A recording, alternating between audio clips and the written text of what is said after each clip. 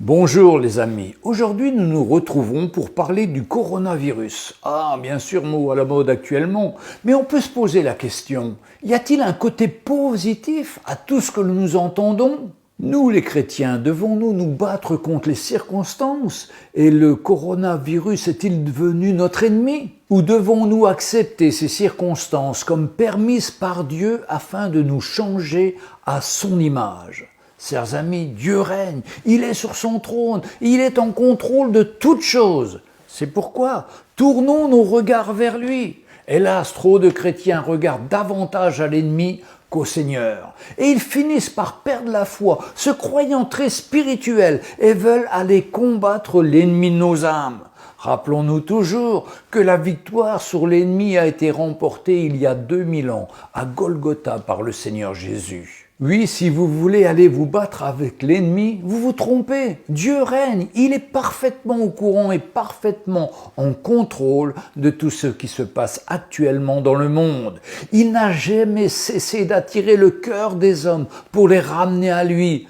Car bientôt, Jésus va venir, il est à la porte, la fin des temps arrive. Hélas, une grande partie des chrétiens se sont détournés de la sainte doctrine pour aller vers des fables et des faux prophètes, nous dit 2 Timothée 3, versets 5 à 7. Ayant l'apparence de la piété, mais reniant ce qui en fait la force, éloigne-toi de ces hommes-là. Il en est parmi eux qui s'introduisent dans les maisons et qui captivent des femmes d'un esprit faible et borné, chargés de péché, agités par des passions de toutes sortes, apprenant toujours et ne pouvant jamais arriver à la connaissance de la vérité.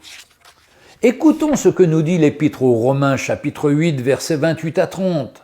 Nous savons du reste que toute chose concourt au bien de ceux qui aiment Dieu, de ceux qui sont appelés son dessein, car ceux qu'il a connus d'avance, il les a aussi prédestinés à être semblables à l'image de son Fils, afin que son Fils, Jésus, fût le premier d'entre plusieurs frères. Oui, nous sommes appelés à ressembler à Jésus. Oui, j'ose l'affirmer, toute chose bonne ou mauvaise concourt au bien de ceux qui aiment Dieu, de ceux qui sont appelés selon son dessein.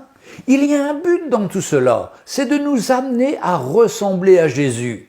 Bien sûr, nous prions pour tous ceux qui sont atteints, tous les malades, ceux qui souffrent à travers les ravages de ce terrible virus. Mais ce virus a été inventé par les hommes, et aujourd'hui, il se retourne contre eux. Et on voudra accuser Dieu ? C'est l'une des nombreuses conséquences de la folie de l'homme qui rejette son Créateur. Il n'y a qu'une voie, humilions-nous et revenons à Dieu à travers Jésus-Christ, le Sauveur et le Seigneur de l'humanité.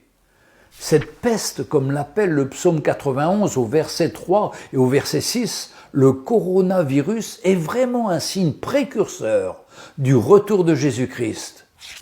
Qui osera s'opposer au signe de Dieu ? Je vois que beaucoup de chrétiens prêchent des faux évangiles. Non, cette pandémie fait partie des signes précurseurs du retour du Seigneur. Mes amis, sachez-le bien, le but de notre vie chrétienne n'est pas pour notre confort personnel, mais de ressembler de plus en plus à notre Seigneur Jésus-Christ. Lui dont il est écrit dans 2 Corinthiens 5, verset 15. Il est mort pour tous, afin que ceux qui vivent ne vivent plus pour eux-mêmes, mais pour celui qui est mort et ressuscité pour eux.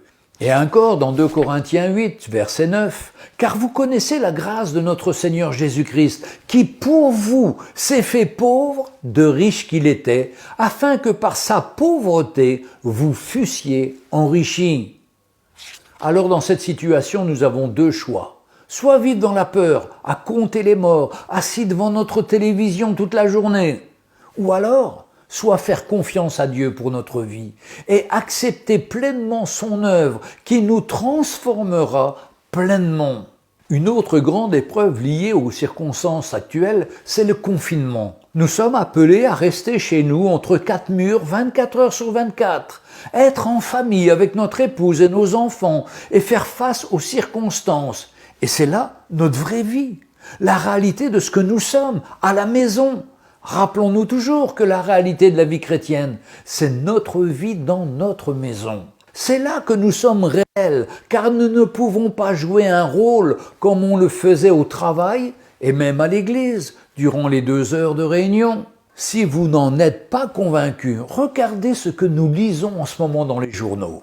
Voici le titre dans le journal l'Express.fr. Après le confinement, de nombreux couples divorcent en Chine. Ça a été publié le 23 2020 à 9h41. Les administrations chinoises sont submergées par les demandes de divorce depuis la réouverture des services publics dans certaines provinces. La quarantaine peut mettre les couples à rude épreuve. Après 6 semaines de confinement et sa levée progressive dans certaines régions chinoises, de nombreux couples divorcent et les violences conjugales se sont aggravées, rapportent plusieurs médias. Dans le journal Le Daily Mail, le quotidien britannique, il révèle aussi qu'à Dazhou, dans la province du Sichuan, 300 demandes ont été déposées entre le 24 février et le 13 mars. Des files d'attente se forment devant les guichets, tout cela pour divorcer. Moi je suis certain, le Seigneur veut se servir de cette situation pour savoir où nous en sommes avec lui. Nous, les chrétiens, sommes exposés dans nos maisons. C'est là qu'on voit la force de notre chair, notre colère, nos mauvaises pensées, nos conflits, nos énervements, les disputes, etc. Alors nous avons aussi 2 choix. Soit laisser notre famille se détruire rapidement, c'est le plan du diable. Ou deuxièmement, arrêter le processus de destruction. Ça, c'est le plan de Dieu. Construire notre relation entre mari et femme. On est en formation intensive et fondamentale pour notre vie chrétienne familiale. C'est une réalité. Nous allons maintenant découvrir ce qui est vraiment notre vrai conjoint, la vraie femme et l'état de nos enfants, etc. Mais ne vous affolez pas, c'est juste la réalité à laquelle nous devons faire face, car cela était caché depuis des années et sort pleinement à la lumière. La réalité de l'œuvre de Christ dans nos vies. Oui, c'est le moment de faire mourir les passions de notre chair et de mettre en pratique ce que nous entendons à travers le message de la croix de notre Seigneur Jésus-Christ. Nous n'avons plus la possibilité de fuir. Nous sommes confinés à la maison. Nous devons chacun faire face à l'appel de Dieu. Et c'est une magnifique occasion de crier au Seigneur pour qu'il nous change durant ces 2, 3, 4, 5 semaines ou plus. Nous n'en connaissons pas la durée, autant s'y mettre le plus rapidement possible. Nous allons avoir de plus en plus de tests. Autrefois c'était 1 ou 2, maintenant c'est beaucoup plus. Mes frères et sœurs, il va falloir tenir. Si nous ratons, nous pouvons toujours nous humilier devant le Seigneur. Moi, ce que je souhaite, c'est que chacun réussisse. Mais chaque jour, on a des confrontations. Et chaque jour, on doit prendre la victoire. Si nous ratons, nous pouvons toujours nous humilier devant le Seigneur et lui demander pardon, puis aller voir notre conjoint ou nos enfants et nous humilier devant eux. Nous allons goûter au pardon de Dieu et à sa grâce. Pas 1 fois par jour, mais comme nous dit la Bible, 77 fois, multiplié par 7, soit 539 fois par jour. Plus nous nous humilions devant le Seigneur, plus il nous élèvera. C'est le chemin de l'œuvre de la croix dans nos vies. Mourir à nos réactions charnelles, à nos discussions qui tournent au vinaigre. Nous allons davantage réfléchir à ce que nous disons. Proverbe 10, verset 19 nous dit « Celui qui parle beaucoup ne manque pas de péché, mais celui qui retient ses lèvres est un homme prudent. » Pour qu'il éclate une dispute ou une embrouille, comme disent les jeunes, il faut toujours être au minimum de 2 personnes. Mais si l'un accepte de renoncer à avoir raison et laisse l'autre gagner, la dispute s'arrête. Dans le livre des Proverbes, au chapitre 17 et au verset 27, il nous est dit « Celui qui retient ses paroles connaît la science, et celui qui a l'esprit calme est un homme intelligent. L'insensé, même quand il se tait, passe pour sage. » Soyons, mes frères et sœurs, ces hommes de paix qui les premiers arrêteront d'imposer nos volontés et nous ferons de merveilleuses expériences en imitant notre Seigneur Jésus. Nous allons avoir des grandes occasions d'apprendre pendant ces temps. Je voudrais parler particulièrement aux maris.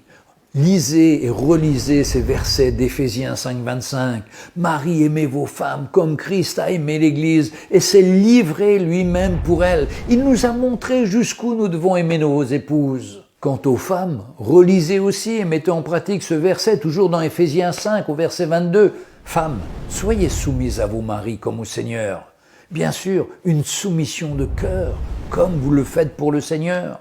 Oui, mes frères et sœurs, restons tranquilles, Avalons, ne permettons pas que les discussions s'enveniment et créent une atmosphère de chagrin, de tristesse, de peine, d'ennui. C'est très sérieux, au contraire, que votre maison devienne une maison de prière et de louange, et que nous soyons comme l'argile dans les mains du potier, où nous pourrons dire « Gloire à Dieu » pour ce temps d'intense transformation de notre relation avec lui. Nous allons vivre de la grâce de Dieu, où nous devons mourir à nous-mêmes et perdre notre vie pour construire une famille solide, chose que nous avons négligée durant des années. Apprécions notre conjoint et nos enfants, reconnaître que c'est Dieu qui nous les a donnés. Oui, aujourd'hui c'est le temps de partager la parole de Dieu, que nous prenions chacun notre croix et que nous suivions le Seigneur. Peut-être que nous n'avons pas expérimenté depuis des années, mais ce que nous expérimentons aujourd'hui va devenir vrai et réel et va changer notre vie. Temps de construction pour une vraie famille comme jamais auparavant. Je rappelle notre choix. Soit une grande victoire qui va transformer nos vies, apprendre à garder notre cœur plus que toute autre chose, afin de devenir des vrais modèles, un mari ou une épouse qui ressemble à Jésus-Christ. Soit la grande catastrophe, qui va tout détruire, vous, votre épouse et vos enfants. Dans le livre du Deutéronome au chapitre 30, verset 19, il est dit « J'ai mis devant toi la vie et la mort, la bénédiction et la malédiction. Choisis la vie, afin que tu vives, toi et ta descendance. » Que le Seigneur vous aide et vous bénisse. Si vous souhaitez être davantage encouragé sur ce sujet, écoutez cette prédication dont je vous mets l'adresse et je suis sûr que ça va vous fortifier. N'hésitez pas à mettre aussi un pouce en l'air si vous avez aimé cette vidéo, à vous abonner pour avoir les nouvelles vidéos. Si vous avez des questions, on ne peut pas répondre à toutes les questions par écrit, c'est trop nombreux. Mais par contre, on vous répondra par vidéo. Donc, il suffit de patienter et un jour, vous aurez la vidéo avec votre sujet. Que le Seigneur vous bénisse. À bientôt.